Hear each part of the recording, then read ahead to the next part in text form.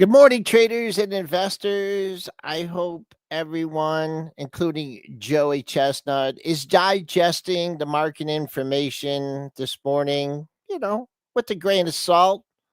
Buy the dippers did come in Thursday night, well off the lows of this session. We know what the catalysts are. Tariffs. We'll talk tariffs. We'll talk Tesla. We'll talk with Tracey Ryniec at 8:35, a stock strategist over there at Zacks. She has a lot of great ideas for us. Folks, we're fired up on this Monday. Pre-market prep starts right now. The volatility right now is really incredible. Wow, look at that consolidation on the upper right chart. You know what we've seen this earnings season? Some of these expected moves get even more violent. And this is why I have switched my strategy 10 years ago. And if you're chasing, you're in trouble. All right, here we are, starting out in the red here. Let's share those charts. S&P's down 14.5, handle 6309.75, way off the low, much closer to the high. The real high is 6322.75. The buck on the rebound here, trying to clear 97, up 20 cents at 97.02. TLT in the red, 11 cents. Crude, well, they're pumping over there, but output going up. Stock price steady, 75.34. GLD in the red by nearly $3, 304.18. Silver still above 33. The ETF down 31 cents, 33.20. Bitcoin down a smidget, $1,300 at 109,150. Let's bring in Triple D from the long weekend. And Triple D, how disappointed were you that Joey Chestnut only ate 71 hot dogs? I know, but you know what? He didn't break his record the last time he ate either, so I think he's like peaked. I think we've seen peak performance from Joey Chestnut. He's not going to be able to beat his own record, but I will say is that you knew he was going to win. Like last year when Nathan's didn't have Joey Chestnut in that hot dog eating contest, it wasn't even worth watching. There was no point to watching because it wasn't a real win. Nobody beats Joey Chestnut. So you knew he's going to win. Love having him back. He's my hero. I wish I could eat 71 hot dogs, in a single sitting and not just die on the spot. But impressive, so impressive. That man is just an unbelievable athlete. I mean, you could throw him in that. You could throw him in that category. Just real quickly, I started a new tradition this year at our local Jewish Community Center. It was the first annual water balloon toss championships. I put it all together. I bought all the water balloons. I didn't fill up. I found this way you can fill them up just through the faucet. Must have had 80 competitors of all ages. Really? Did not break the world record. I'm not going to ask you what the world record is because you hate it. But the world record for a water balloon toss is 63 meters. That's 211 feet. Wow. And we did have, I did a father-son, and I think they threw it about 70 feet and a catch, but it was fun. You have to catch too. What? I'm sorry? You have to catch too? Oh, yeah. Oh, you got to throw it and catch it without it breaking. Yeah. Yeah. So that was a lot of fun. So it was the first annual Joel Elconin water balloon toss championship. I got one more story that you'll like too, Joel. So one more minute of storytelling before we get into the stocks. And we're going to be talking Tesla. But one more minute before we get into the stocks. So I was in Toronto over the weekend. We saw Lion King, musical, which is awesome, by the way. But we had this hotel. So I went down to Toronto. It would have been Thursday night. And I had a hotel for Thursday night for the kids. Or actually, was it Friday night? I'm losing track of days. Thursday. Anyway, it was over the weekend. Yes. Yeah. Or Friday night. It was Friday night. Okay. So I had a hotel for the kids. And we were like, I looked around Mississauga. I found one with a water slide because the kids really like water slides. So I'm like, okay. The kids were pumped all week looking at the pictures of the water slides. So excited to go. So we go to the hotel. And my daughter, who's 8 years old, runs up the water slide, gets to the top. And then she walking back down the water slide. And I'm like, what happened? She's like, I'm too short. There was 48 inches minimum height, which is stupid Hilton, by the way. Short Hilton stock. But she was too short. So she had to come back down. She couldn't do the water slide. She was so upset. She was crying. I was sitting in the pool with her because it's another pool. and I watched like 4 kids in 20 minutes coming down the water slide crying. I was like, how many people are Hilton just making cry with this water slide that they advertise all over in this Mississauga hotel? And then they put a 48-inch, 4 feet. It's high, man.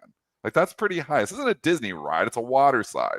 So I don't understand what that is. But anyways, the story ends good. So, that's sad, sad, sad. So I'm like, well, she's really upset. And being the good father I am, I'm like, I'm in Mississauga. There's got to be a community center or something with a water slide. So I like Google quickly, water slides close to me. Find community center 3 kilometers away. So really close. Call them up. They have a public swim at 7:30, which and it's 7 o'clock. So I'm like, perfect. So we're going to go for this public swim and go to this water slide. So we go over to the community center in our wet bathing suits. Like, we're ready to rock. Go into the community center and just get like that opens up for the public swim. And then, she wants to go over to the water slide. Guy stops us. You have to do a swim test to go on the water slide. I'm like, oh my gosh. I'm like, okay, well, what's the swim test? Got to swim 20 meters and back without touching the bottom. And I'm like, I don't know if she can do that.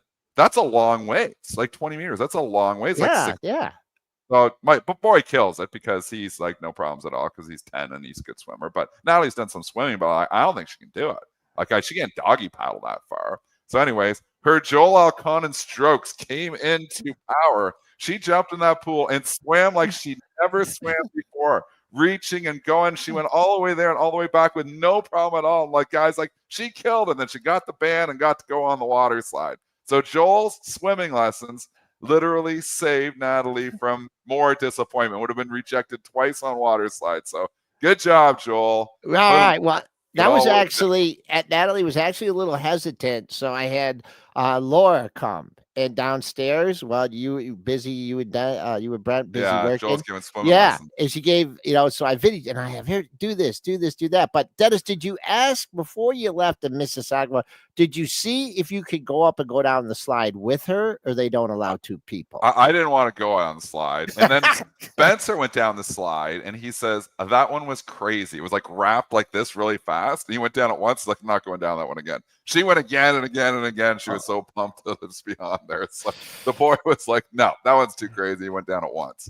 So anyway, we're great get ending. In trouble, Dennis. It's 8:08. We're going to get in trouble. I know. We're just telling stories here. We just have a story. One of these days, we're just going to tell stories for the full hour and not even talk one stock. We'll lose half our listeners, but some people will like it. So let's get into the story of the weekend. We could say it's tariffs, but it's really Tesla, because he just is, you never know what he's going to do. And I've got to give a shout out to Intern in the STN room, because Intern in the STN room said on Friday night, he says, if the big, beautiful bill passes, Elon Musk is going to lose it this weekend. And I'm like, crap. And I said, when we were talking about it, I was like, that's a great call. I'm like, I wasn't really thinking about that, but I'm like, that's true. That's just a great call. So I actually, thank you, Intern. Before I closed my Friday night session, I was like, I'm just going to short some Tesla stock and this was at 3:15, on Friday night. Because I'm like, I think he's right. I think if the big, beautiful bill passes, this could actually go down because Musk is going to say something. Musk didn't just say something. He went over the top and is now starting his own political party, the American Party. One, does he realize you have to be president, you have to be born in America? Yes. I don't know if he realizes this or not, or maybe he's just starting the American Party for somebody else to run. But holy crap. Remember my CNBC interview from last week on CNBC India? And I said, what Musk needs to do is stop talking politics and start focusing on his companies. This is the exact opposite of what he needs to do. This is not what he needs to do. He is starting a political party now to oppose Donald Trump and the Democrats. I'm like, holy crap, this is exactly what Tesla does not need. My jaw hit the floor when I looked at that over the weekend. All I thought of was that Intern mentioning in the STN room. I'm like, oh my gosh, that was a great call. And then I'm like thinking, what's it going to go down? I said, under 300 for sure come Sunday night trading. It's 296. I've covered half my short. I kept half of it on. The part that I'm short is about what I'm long in my long-term account still. So I'm kind of hedged here right now. I'm like considering just leaving it on because I don't know what he's going to say next. But I mean, let's analyze the stock here because we've seen the stock relentlessly get bought on the dip. Does this dip get bought again too? I wouldn't put it past this market. I still stayed short a bit here because I think this is crazy. I think this is the one thing that he should not be doing. But who the hell knows? What next? Joel, talk me technicals on Tesla. Well, I would first of all just go back to last week that the delivery day. I mean, it really tried. It was a big day. I thought, man, this is gonna show some metal here, and I kept on bringing down my number. Then I looked at the 50-day moving average, and it was right around 315, 316, and not often do I go to moving averages, but I'm thinking, well, let's see where it can close. And it just, I believe the numbers came out on Wednesday, and then, it just kind of hung out on Thursday. So it just indecision. It wasn't good enough to get it back up like to 320, 330, but it wasn't bad enough like to pound it under 300. Now you're getting it under 300. I just want to just expounding on what you said, Dan Ives. So you're not going to find anybody more bullish on Tesla, was bullish, or where he's at. He says very simply, Musk diving deeper into politics and now trying to take on the Beltway establishment is exactly the opposite direction that Tesla investors, shareholders want him to take during this crucial period of the Tesla story. So you have one of the biggest supporters of Tesla saying, whoa, we need a reset here. Well, that's it. And I'm saying the same thing. I'm like, but I've seen this stock sell off on news that it should sell off on and get bought back relentlessly here. So you can never count Tesla's stock out. But there is so many things just going wrong at this company right now. And now he's going to dive and he's going to do I don't, and you can talk DXYZ too, which is full of SpaceX. It's not going to be good for that one either. So we can talk some other plays as well. It's got to be good for Uber, I would think. So Uber and Lyft are not up this morning. I'm very surprised at that, actually, and considering just taking trades on Uber and Lyft, because actually the technicals on Uber and Lyft set up pretty well. I like the consolidation up at the highs. I think it's sleepy here. I think some people might come in and say, hey, if Musk is losing it again, which Trump has responded to. So the saga just is, awesome. Trump tweet back. He basically said that, he didn't basically said, he said Musk is a train wreck. And I don't know if you have that tweet, Brentster, in the background. We could say hi to Brent. Brent has been hiding in the background here the whole time. But the Brentster is in the background here. Good morning. Hi, Brentster. How was your weekend? My week was good. My weekend was good. Had some friends in town from the Northwest, showing them around a little bit. Celebrated a little birthday for a friend. Celebrated a 4th of July. Went to the beach. Went to the Belle Isle Beach. It was a good long weekend. But I always miss you guys on the long weekend. So I'm glad to be back here on a Monday. Awesome to have you back, Brent, obviously. Just going to the tweet that I was talking about here. This was from Sunday night as well. I won't read the whole thing. It's really long, but I'll read the beginning. From Donald Trump. I am saddened to watch Elon Musk go completely off the rails, essentially becoming a train wreck over the past 5 weeks. He even wants to start a third political party, despite the fact that they have never had success in the United States. The system seems not to design for it. The one thing third parties are good for is the creation of complete and total disruption and chaos. We have enough of that with the radical left Democrats who've lost their confidence in their minds, and then it goes on and on and on. But I mean, he's talking with the EV mandate and must be mad about that, but I told him, and I don't know. This family feud is just obviously getting a lot worse here now. So not only is he making an enemy with the president of the United States of America, now he's going to try to compete directly with him and a political party. So he's going to focus on that too. So, I mean, none of this good for Tesla. None of this good for SpaceX, which is why DXYZ is down because it owns a pile of it. I think 11% of the fund is SpaceX. And it gets kind of good for Uber and Lyft. So Uber and Lyft are not rallying this morning, but keep an eye on them. They catch an early bid. Maybe there's a play there. Also, there was a comment, I think, from Ives that this is driving people to EVs, GM EVs. Look at that GM chart here. Remember when you said that GM and Ford. they should go private? Remember when you said that, the way they're punished by the street here? Also, this is not only this is just a perpetual laggard, but we talked about the laggard low PE stocks showing a little bit of life, and there you go. Actually, I caught a big bid on that deliveries day. I believe it was for GM. Ford's, man, finally moved through 11, man. Yeah, if you look through that, 11 brings you 12. Look at that. Nice move here. Nice move in value market coming back. Yep. That helps too. And also the eye test. How many Broncos are on the road? Like, when did Ford Bronco just start? Like, are they all over the place where you guys are? Yeah. Yep. The Ford Bronco is just maybe it's selective perception on my part, because my kids do this thing, they say Bronco. I don't know where they got it from, but Bronco, and then they punch you in the shoulder. Yeah, I'm literally getting punched so much, like, by Broncos. We go to Toronto, and my shoulder is sore, and the kids just punching me and punching me and punching me. Really? Is that a thing? I think slug bugs. Yeah, and they're not hitting me hard, but you hit it again. Slug bug. Do you know what we used to do with the slug bug when you would hit someone in the arm? You go slug bug, no return. That means they couldn't hit you back. No, that's what I have to do. Bronco, no return. But I mean, they're all over the road. Like, there's a lot of these things. And maybe this is my sore shoulder talking, but I see these Broncos everywhere. So, wow. Ford, don't call it a comeback, but I'm starting to think there's a comeback here for Ford. The dividend looking attractive at 5.13%. The breakout is nice. The stocks are ridiculously undervalued. And if Tesla falters, they got a lot of room to pick up the slack here. Like people are saying, that people are starting to buy GM EVs. I mean, this is not out of the realm of possibility. Tesla's loss could be Ford and GM's gain. So I'm fully just looking at other trades here right now. And again, maybe Tesla the dip just gets bought like it always does. But you can clearly see some of these other competitors starting to look pretty good on the charts. What about the Mustang? Have you seen the Stangs? The Mustangs?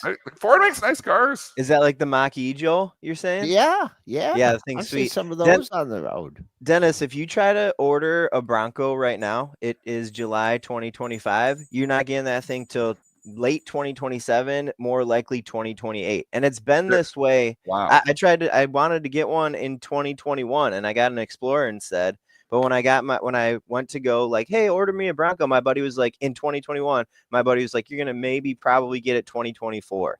It's been like that. It's going to continue. They got to start focusing harder on these Broncos, because this is obviously F-150 has always been their best selling vehicle, but maybe this can come up and, take over too. Ford's starting to fire on all cylinders here, and the stock is dirt cheap, folks, dirt cheap. So you love it when you start seeing these value names start to come back. What about Rivian into favor out? Because you have valuation support on a lot of these things too. Rivian holding up, Rivian I like down at 11 to 12. It's not getting there. I don't think it's getting there. It just looks You're like the boys are at 13 right now. The boys are at 12.50 to 13. Yeah. The boys and the girls. And then what's the BDYYF? Do I got that right? Nope. I always get it all wrong. BYDDF. Yeah, I got it. Yeah. Well, that's the wrong one though. There's two of them. BDYDD. Did it Chad do help us out here.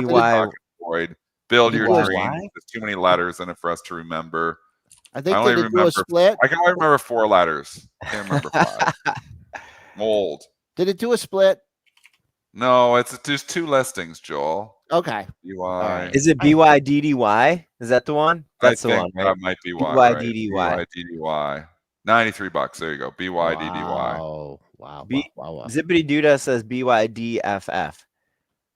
That's what I did, I think. There's 2 of them. BYD. 5 symbols and forget Too many of these things. Let's just look at Ford. One symbol. BYDDY. Ford, one symbol. And what about Stellantis? I mean, that's we've afforded GM people now. Yeah, okay. Well, right. and if we're talking about the Broncos doing well, I mean, that's directly a play on the Wrangler. The Bronco is the Jeep Wrangler of Ford. Yeah. Not like Stellantis moves or anything. Stellantis stock is starting to look a little bit more productive, although it's having a tough morning here. I don't know if there's news here or not, but I won't stop you, if you're looking at some of this stuff. Valuations are attractive on all these companies, but I still keep thinking, like, if Tesla really executes on full self-drive, you look down the road and you'd be like, oh, I want the full self-driving car. And I feel like the other big three are behind them on this technology. But I tell you, man, Musk is like lost his way. And that is very concerning as a Tesla shareholder. Okay, this part of the show was sponsored by the American Political Party. We got to get to tariffs. Okay, yeah, we got to get to tariffs. Yeah, we do. Besson sets August 1 deadline for trade deals. I guess there's like a dozen letters out to people saying, you better do this, you better do that. They're going after BRICS. Right, Brent? We know what that stands for. Brazil, Russia, India, and China. Another 10% against you if you're part of that anti-American organization. Now, July 9th, I guess if you don't pony up by July 9th, you're going to start paying August 1st. I don't know if the taco trade is on hold. I mean, that was the reason for our dip. I mean, if you follow the futures Thursday night and Friday morning, kind of just opened flat, took the hit. Of course, we bought our way back. I don't know. I mean, who knows? No one knows. The administration doesn't know. How are we supposed to predict what's going to go on with these tariffs? All we know is that the announcement's bad. They hit the stocks. They've come back. Until otherwise notice, I guess that's the way you got to play it. I'm at a point where I'm starting to think that tariffs don't really matter this much to this market, good or bad. So we're seeing, obviously, we saw the tariff dump from Thursday when we were down 40 handles on the S&P because Trump is going to play it tough. Now they're kicking the can down the road. They're saying also it could be August 1st deadlines, but they're sending letters and they're, fighting it out. I think the market's just numb to it. I think the market's numb to the tariff talk altogether. So unless something really crazy comes out of, the Trump administration or something here, I think deals, it's going to be numb to that too. I feel like this market just is not scared. The taco trade has kind of made the market not care. When we talk the taco trade, obviously Trump always chickens out. That's what the trade has been. The market just seems to not care about tariffs here. So I think we're going to start caring less about tariffs as well. So when you get these 40-point dumps on tariff concerns, they seem to be a buying opportunity. And they were once again, the S&P just relentlessly dipped buyers beneath. It's gotten almost all the losses back. Weebles wobble and they eventually fall down. Nice move. We were waiting to say that one. Yes. You saw the nice move, Dennis. I don't know how many times you scratched trades buying this at like 1040, 1050. I made money on all those. Yeah. I was losing the money when I was early on it, like 15, 16. I lost money a couple times on that thing. The 10s are all good. All scalps. I had up being at a dozen times, like 10 nights in a row, probably, maybe more. Just scalp in, take a little money out. Scalp and take a little money out because the 10s were great support. But I should have stuck some of that long-term account because she ran. Well, we get an offering Thursday night. I'm losing track of days. A $1 billion standby equity agreement here. I don't know if we have pricing on this, but this is a different type of an offering here. It's not your classic one. But yes. They issue shares at a 2.5% discount rate to the market price over the next 3 years. You don't usually see them done like this, wow. But at their sole discretion, they will issue $1 billion in Class A ordinary shares to Yorkville, to a specific company.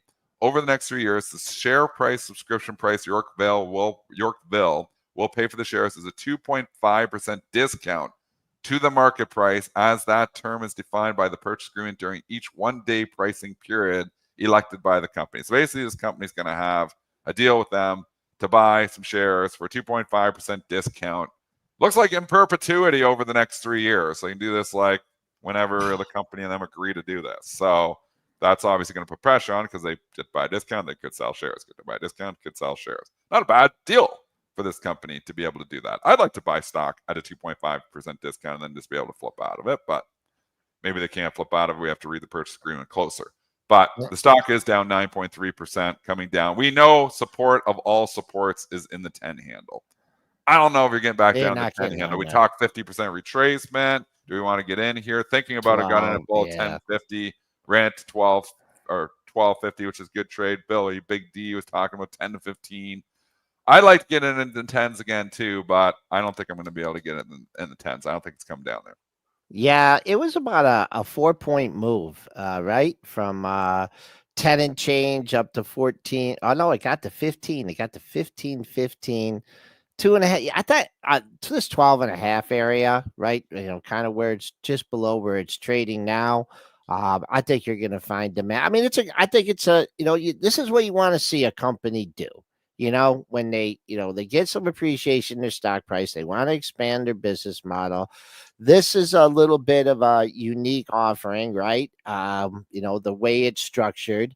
And then the market was a little bit slow to react. I think because we were following this on the closing print, and BZ Tokyo, who's been in this for a long time, been accumulating shares. It got him to, can't remember if he said it was 3/4 of his position, but he just said, hey, you know what? This is a negative catalyst. I'm not going to sit around to find out. And I think that's when it was still, I think if you were aggressive here, it did hang at like 1350, 1360, 1380 for a while. On Thursday night? Yeah. On the headline, it was at 14. We called it out in the STN room. I was like, this isn't good. Yep. It was 14 for a bit. The algos were not fast on that one. So again, STN room paying its bills pretty quickly.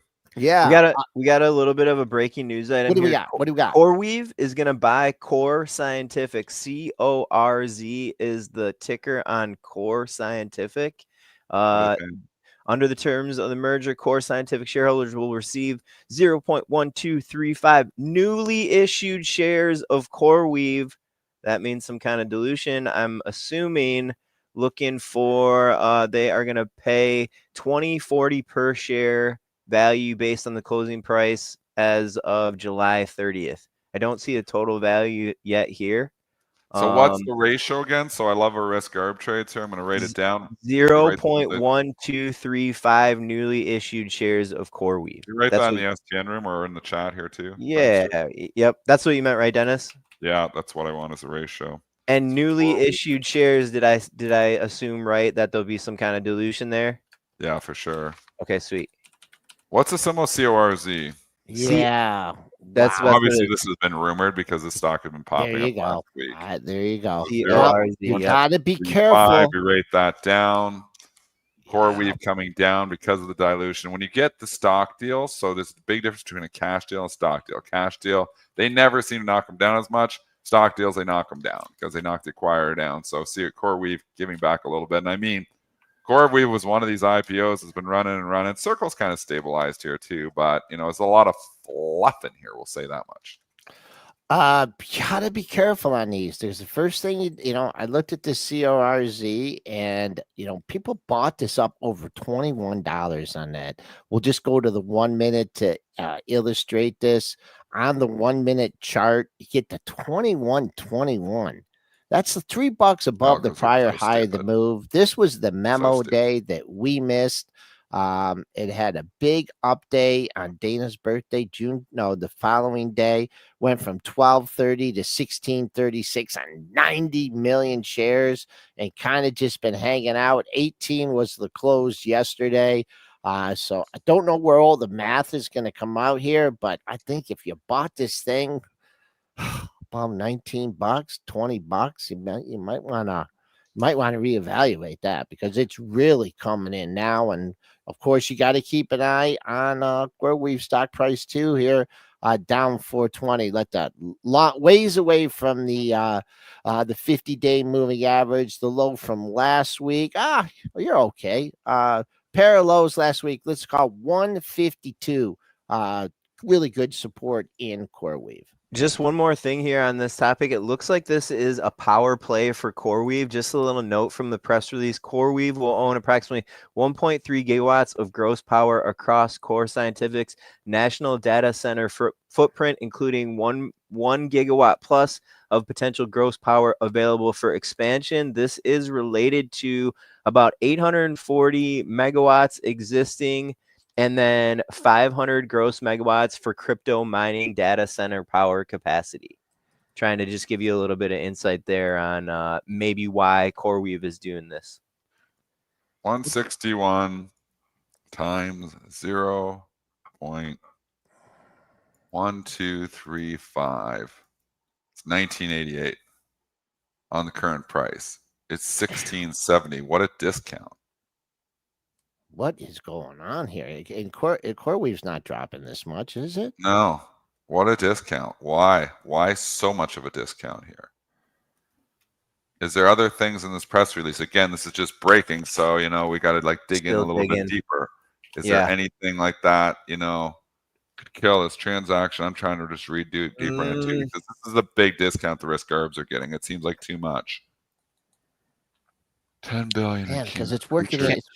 Transaction expected to close in the fourth quarter, subject to customary closing conditions, including regulatory approval and approval by core scientific shareholders. It doesn't really look like it, Dennis. There's nothing that's sticking out, at least.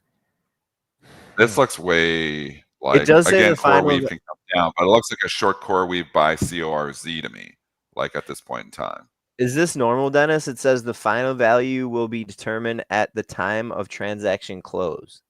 No, that's not normal, right? No. And again, this just broke, so I haven't had time. This is literally broke 5 minutes ago, so I haven't had time to really dive into this here. But as of right now, there definitely looks like, risk arbs do not like something here to put this much of a discount, because at the current price of CoreWeave at 161, that's 1988. You're talking 1648. Like that's a huge, right? It's a huge discount, right. like a 25% discount here, 20% discount, which usually time value of money would be like 5%.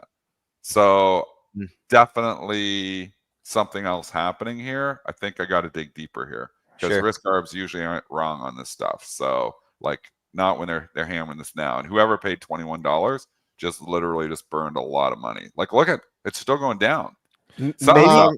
Maybe just something here. Maybe to say the obvious, but this is more of like a merger. Like the press release says CoreWeave to acquire Core Scientific, but I mean, like Core Scientific shareholders are gonna own around 10% of this combined company.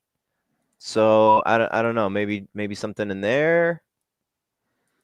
You're at $16 right now, which was the low. This is where this gets interesting here, because if you can't hold 16 here, then you get to that whole run-up bar, that entire air bar right here. It seems way overshot here to the down. Like I feel like this should be like 18. So what about the regulatory concerns? Well, I got to think that maybe there's got to be some major ones here. I don't know why, but we know this is going to be tougher, and maybe they're looking at that and saying, hey, they're in that great a chance. And obviously, if you get back down like $12, there is risk here for sure. But you're seeing CoreWeave trying to catch it up now, because CORZ is getting hit so hard here right now, Joel, that they're just saying CoreWeave too. So CoreWeave just dropped $4 simply because CORZ is just down so much too. So you got people doing what I just said. They're buying the CORZ and they're shorting the CoreWeave. Now the borrow has always been tougher on CoreWeave too, so which is a consideration here as well. Is it's an expensive borrow, so it's a hard one to put on. Let's just go look right now. So if you were short in CoreWeave against it, what is that borrow? Like this isn't something you can just throw on easily here. So CRWV, yeah. So this throws a risk of, it's 187% the cost of the borrow in IB. So you can't even put it on.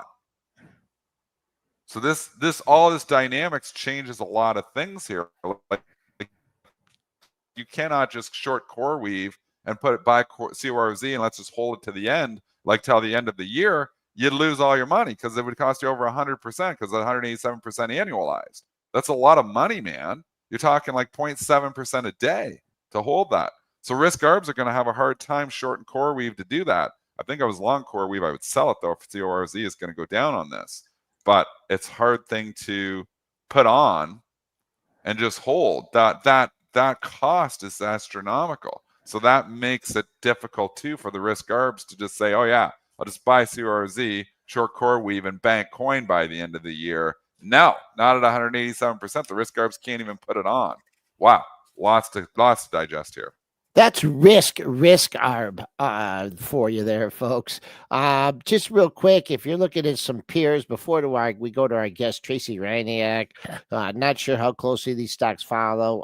Pega Systems did get a little pop off this. CFLT, that's not moving much off this. APPF, I've never heard of this, not really moving, but I have heard of Dropbox. Don't know how that fits into it, but DBX not moving. Okay, Brett, great breaking in there to cover all that and the risk arb on that deal out there.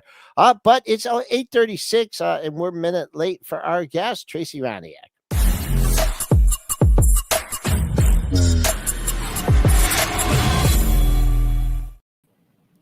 Good morning, Tracey Ryniec, Senior Strategist at Zacks Research.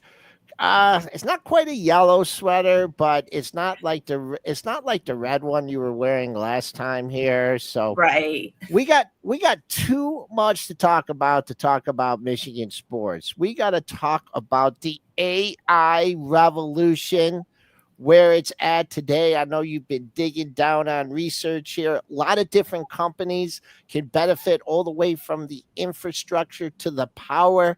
How are you approaching this AI revolution? Yeah, that's exactly right. We've seen the big run in a lot of these AI type of stocks, but most of the focus has been on the semiconductors for obvious reasons, and including NVIDIA, which I still do like. But if you're looking outside of the semiconductors, then there's a lot of different plays that have just outstanding earnings growth coming. And all of this spending is going to continue at least through next year.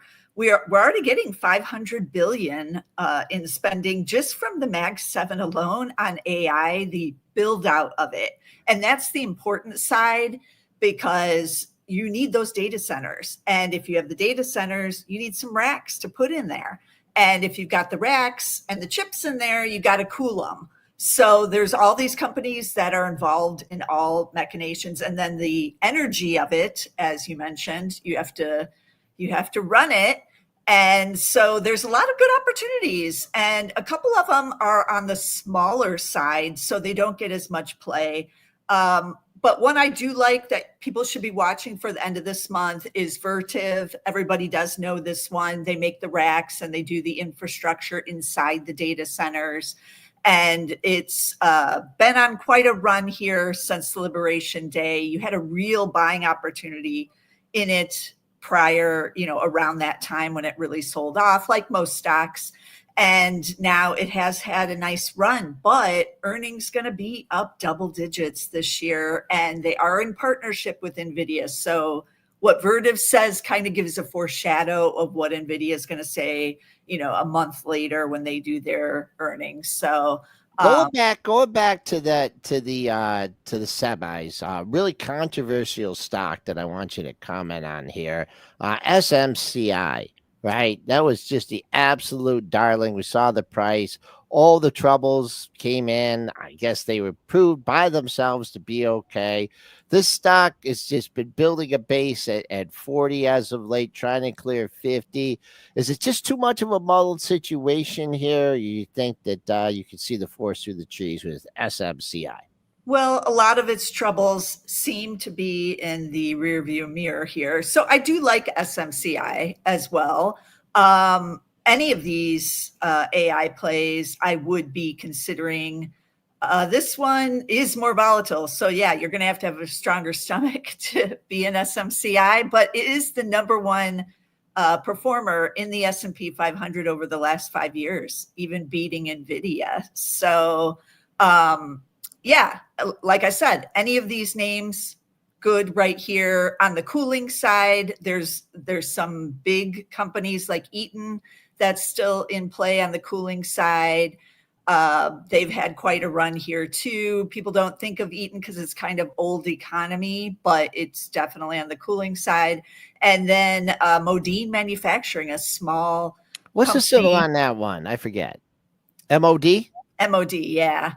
How about in the mid cap space? It's already had a big run, and I know you brought this to our show a long time ago. I know you did. Sterling, holy mackerel! I know for sure. Well, maybe go back and look in the archives, but I know still room to run here in this mid cap Sterling infrastructure. Yes, they are building the data centers. Their backlog is big. Again, double-digit earnings growth expected. And recently, they just announced they're buying CEC, which is an electrical contractor, and it's going to combine their customers are the semiconductors, and Sterling's are the hyperscalers. And so it's going to be a very nice synergies there to combine both of their customers into one location, kind of one-stop shopping for all these companies in the AI space. And so that's going to be a nice little acquisition. It's going to be accretive right away. They paid mostly cash for them. So I really like what's going on over at Sterling and how they're looking for opportunities. This is in their e-infrastructure area. Now, they also do some areas that aren't so good right now, which is in the home builder side. They actually pour the foundations for home builders, especially in like the Dallas area. Home building, it's not good. I don't know if I've talked about the home builders in the past but they are cheap now, but I would stay away from the home builders for the second half, just because of, the sales are still lagging, and it's just not the area where the growth is. And Sterling reflects that. Nearly every quarter, they're like, we're still struggling on the in that area, huh? What about the AI in cybersecurity? Well, there's a lot of areas you can go in there. They're all saying, we want to do, we are the AI players there. And Palo Alto Networks, it's just a blue chip in this area. They've beat every quarter for 5 years now. It's a great track record. And the stock is, soaring there, but it's not that expensive compared to some tech peers. And I still like the double-digit growth that's expected here. All right, let's move away from the AI revolution and talk about something else that you talked about on our show. I don't know if it was the last time or the time before. Have you been on a cruise lately, or have you booked 3 or 4? I mean, look at the move in these cruise lines. Maybe the weaker dollar helping out. Look at that chart straight up. RCL, CCL, big moves. Can it continue in the cruise lines? I think so. Everybody's kind of waiting for the shoe to drop on the consumer. And so the cruises are an area we've all been watching. Like, aren't they going to stop booking now? But they're not. Everybody's still going on the cruises. And the thing about the cruise lines you have to keep in mind is that they are at all price points. So if you are priced out of the more expensive cruise line that you normally go on, or you're a little iffy about your finances, then you just kind of trade down to the next lower, and it gives some pretty good value for the money because it's mostly all inclusive, but people are still spending on board. This is one of the key things that everybody's been watching with the cruises is that, you book it maybe even a year, almost 2 years in advance. They are now booking for 2027. And then you buy some extras when you go on the cruise. You buy that excursion, you upgrade to the nicer restaurant, that kind of stuff. And they're not seeing any pullback in those extra add-ons as the people then go on the cruises. So I still like both of these stocks, and they are still pretty fairly attractively valued here, including Carnival, I would say, is a value stock. And the free cash flows are pretty good right now. Their yields are good, and they're paying down some of the debt. That is one of the big things with the cruise lines. Yeah. Also, so it's just not all the cheapo rooms that they're selling out, right? They're selling out the premium rooms, and they're they're serving all levels of customers. Okay, and at peak prices too. So because they're mostly sold out for 2025, that puts pressure on. They don't have to do any discounting or anything because they're sold out. And so for 2026, they're already selling out quite extensive amounts in 2026 already as well. They're seeing like record forward bookings.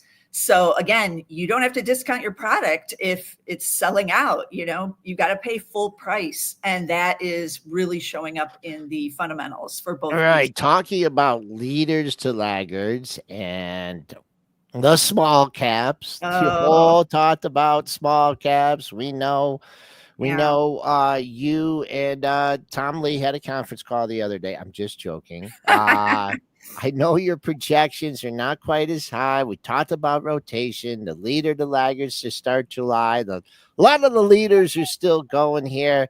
IWM just struggled, made that new all-time high, completely struggling to come back. Interest rates don't look like they're going to be helping out the small caps soon.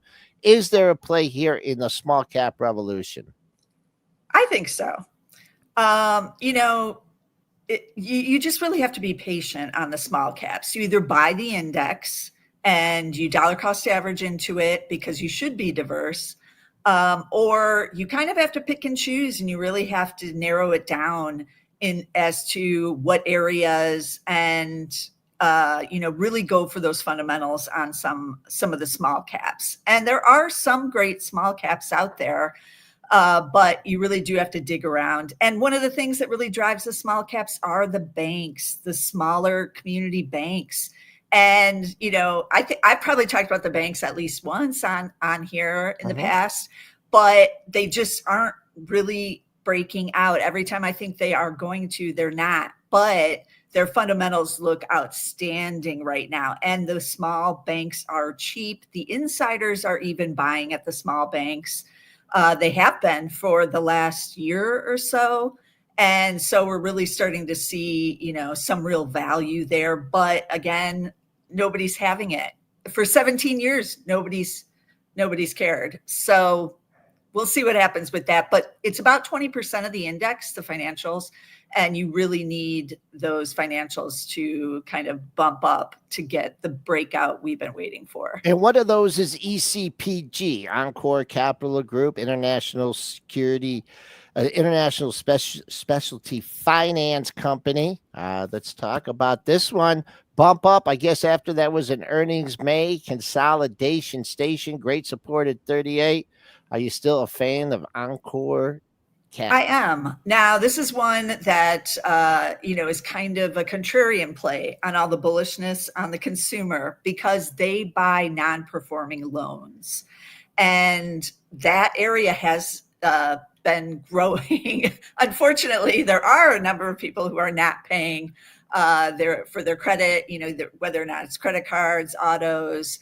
We know that a lot of people are struggling right now. So they, though, can benefit. The more the non-performing loans expands, the cheaper they can get it at auction, basically. And recently, the level has been high enough that it's gone back to 2012 levels, which you really don't want to go back to the Great Recession kind of area unless you're Encore and you're expected to see double-digit earnings growth.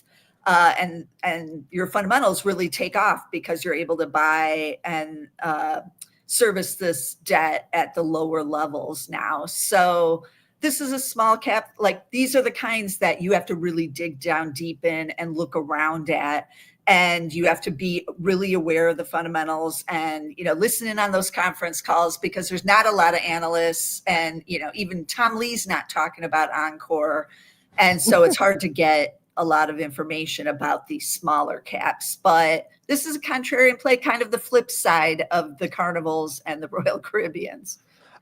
Just going back, Carmen had a question going back to the AI revolution stock that has not participated, especially after its last earnings reports. ACN, Accenture, PLC. Actually, it was a buy the dip opportunity on earnings, made a monthly bottom there.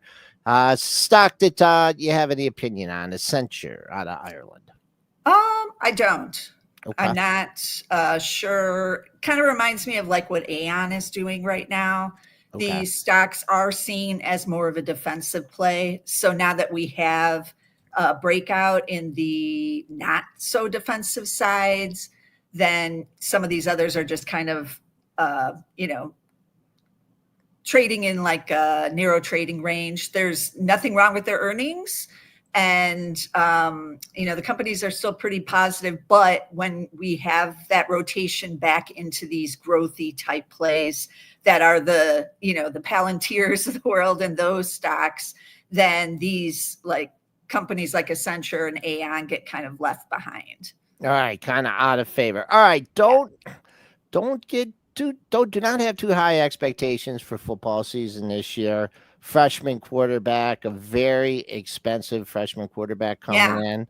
But I don't know if you've seen the portal transfer ratings on Michigan basketball, bringing in guys from 7-footer UCLA, Yaxel Lindenberg, who could have been a first-round draft choice. So get your basketball cheering out. Well, football, I'm still in evaluation period. But well, you know what? Last year was a little bit of a struggle anyways, even though we did beat the guys from Columbus. But so I do feel like it's up and out from last year on the football side. But yes, basketball looking really good. Actually, both are doing very well in both the transfer portals and in commits. Yep, it is. They're doing a good job there. Okay. Tracey Ryniec, she's a stock strategist over there at Zacks Investment Research, covering a broad range of topics here and sectors. Thank you so much, Tracey. That was great. I'm jotting these down, and we'll get you on again real soon. Tracey Ryniec from Zacks. Okay. We had a little bit of a rally. Let's just go back market related here. A little recovery rally. Did we get to the bottom of Thursday's range here, since we are talking different days here? Let me get my data sheet out. No, Thursday's low was way down there because we had a nice rally. When I talked to Dennis, when we texted back and forth, I'm like, can it get back to unchanged today? And we got about within 7-8 handles of that, and we came back. We're starting out on the downside. Bulls are really going to have to pick up here. One stock that we missed, there was a mover on Friday, SONN. Just want to cover that briefly. Talks of delisting, a real volatile session on Wednesday and Thursday. I guess it's not getting delisted here.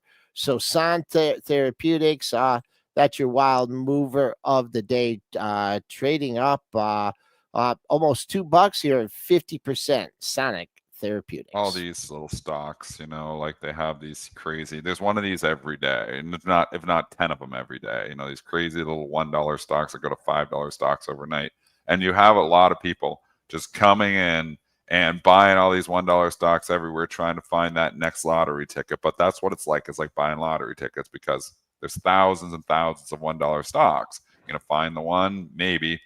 The headlines drive price, though, so keep an eye. Like people say, you can't trade headlines. You can. You just got to be quick on some of this stuff. But then some of these, you get a headline, you think this is going to be the one, it pops a little bit, and then it's not the one. It's really hard to trade stocks, $1, $2, $3, and moving to $5.89. I have no idea where this thing's going. So, this is just not my cup of tea, small cap trading. Okay, let's just do a quick wrap, or not a wrap. We're not wrapping yet. Boy, a deal's a deal is not a deal here. Let's CORZ now getting back into the range of the day of the run up after hitting $21. CRWV. It's at a huge discount, and I was like, oh, I'll put that on. Like I was thinking, like as a risk arb, I could buy CORZ and short CoreWeave. But then I look at the CoreWeave and 187% borrow, and I'm like, I can't do it. So I'm like, so now you take risk arb, like again, different brokerages and market makers maybe have some cheaper cost to borrow, but still, there's some cost to borrow that stock. It makes the risk arb very difficult for the majority of market participants. So that's gonna not help. So you could say, oh well, I'll just buy the CRZ and hope CoreWeave holds up. Maybe, but if CoreWeave continues to leak down, maybe if the bubble and some of these other stuff starts to go down, then all of a sudden, you're in CRZ and doesn't look it looks a little bit less attractive. Then also think about regulatory hurdles. We know this administration, you don't know. So there can always be some wild cards there too. But yeah, as of right now, CRZ is at a steep discount to the takeout price that Brent just broke in with us at the 0.1235. Okay. So, All right. yeah, There's CORZ looks a hell of a lot more attractive to buy than CoreWeave. So if I was saying that, I would probably be buying CORZ over CRWV. But the risk, again, is the deal doesn't go through. So steep discount here on that one. Ratings, and we didn't get MOH either, which we should talk let's go to about here. Molina. Let's go to Molina Yeah. Healthcare. So we had Following the in your CNC footsteps. move. Yeah, I'll lay in. You can give us the news, Joel. But Sure. we had the CNC move last week where they warned, and the stock got absolutely annihilated. That's one of the biggest down moves for CNC I've ever seen. Stock goes from 55 to 35. 33, still going down here. Brought down the entire sector, including MOH. MOH fell from 300 to 230 on the CNC warning. Well, not to be outdone, MOH comes in and does their own guidance cuts. So they see now Q2 550 to 621. They see the full year still up at 2150 to 2250, but estimates are up at 2450. So it's a significant guidance cut as well. Stock not trading down. You might say, well, why? Because CNC already set the bar so low here that I think you're expecting guidance cuts maybe across the board here. And the MOH guidance cut maybe wasn't as bad as feared. So it is lifting a little bit. Still a guidance cut, though. So I don't think it's just bouncing back and going back to 300 anytime soon. And the sector's having troubles here as well. Joel, thoughts here? MOH. I mean, we could also talk UNH here, Yeah. too. UNH sold off on this as well. And I'm slightly interested in being long UNH here again. I mean, the news just keeps coming, and it's not good news. You were talking about the pullback of UNH, and you were being cautious on it. You moved from what 250, let's call it 250 to 380 point move. You're right in that mid range area here. It seems like the more interested investors are stepping up between 300 and 305, coming into area of support. For this MOH, it's traded up. It's traded up 437. It's holding the high of yesterday's range, which is 42.58. That's a little close and about to say it needs to hold there. But let's see how they decide to treat this double close area. On Wednesday, 239. On Thursday, 239.58. That's $4 away from here. So if the dust settles, you hold that area. They'll look at this as bad guidance, but not super bad. If you're looking for resistance, well, there's not much in here thanks to CNC. Your next daily high comes in at 268.15. But just seems like there's just been bad news sector, and yeah, that's you the get problem. nothing but bad news. I mean, that's the problem, and like UNH probably going to come out with bad news here too, and they don't need any bad news. So I mean, it's tough buying stocks when there multiple stocks in the sector's warning. So the sector's not doing well. So you're definitely like coming in here as bottom picking, trying to find the diamond in the rough here. Is UNH cheap on a relative basis from where it's been? Sure, but I mean, if they lower guidance too, maybe it doesn't look as cheap either. Lots of reasons maybe to just stay away. Okay, we're coming ratings. Rating me. We got a few. Yeah, go ahead. Did you have a couple that struck your fancy? No. I thought the Constellation one was a little interesting. Coming up after its earnings report. Jeffries coming up. The chart's not looking that bad. Clearing a double top here at 175 area. So let's see if it can hold 175. Yeah, and so that was Jeffries upgrading them. There was a lot of upgrades here, though. LNT, TMUS gets upgraded to neutral. I'm just kind of going through them quickly. Raymond James upgrades to USB. To strong buy. Autodesk gets upgraded at DA Davidson. PEG upgraded. Run upgraded. I mean, there was a lot of upgrades here over the weekend, actually. Maybe it's just, analysts coming out of their July 4th slumber here. Downgrades, there were some notable ones, too. The biggest notable one is going to be the CrowdStrike. And it got downgraded at Piper. Was it Piper? Yes. Yeah, so that's your big one of the day of note. And then I'm just kind of going through the other ones. Stellantis was downgraded to B of A. That's why it's trading down. MP Materials was downgraded to hold at Jeffries. Applied Materials downgraded Redburn Atlantic. William Blair downgraded Tesla to market perform. So there's a few. There's quite a few ratings. Travelers downgraded. SLF downgraded. But I think focus on the CrowdStrike, Joel. What is your thoughts here, CRW? I mean, this has had a really big run. right? So you don't want to say one downgrade, everything's over. Hit a new all-time high on Thursday. Let's look at the range. I would say bulls are still in control as long as this holds that low from Friday. 499, 499.99, 500. You didn't even get to that level yet. So bulls stepping up. A lot of people like to see this at unchanged at 514.10. That's $8 away. You lose this 500. I don't like what I see in the 490 handle at all. Your next daily low is 49.14. So, I mean, I don't mind. Stocks had a great run. I don't mind the analyst call here. I just strong stock, strong sector. See what happens. See if it longer term. Let's see if it can hold 500. So we'll keep an eye on our social media accounts and see if the Musk-Trump feud continues. We'll watch for tariff stuff here and other breaking news. And we're going to head over to the STN room to cover more of this stuff in depth. Some imbalances, opening imbalances. Bank of America, 183,000 to sell. Walmart, 93,000 to sell. Nike, it's a trend, 107,000 to sell. It's had some sell imbalances for a few mornings in a row here. So lots of interesting stuff to talk. Let's continue the conversation over on the Stock Trader Network. Thanks for joining us, folks.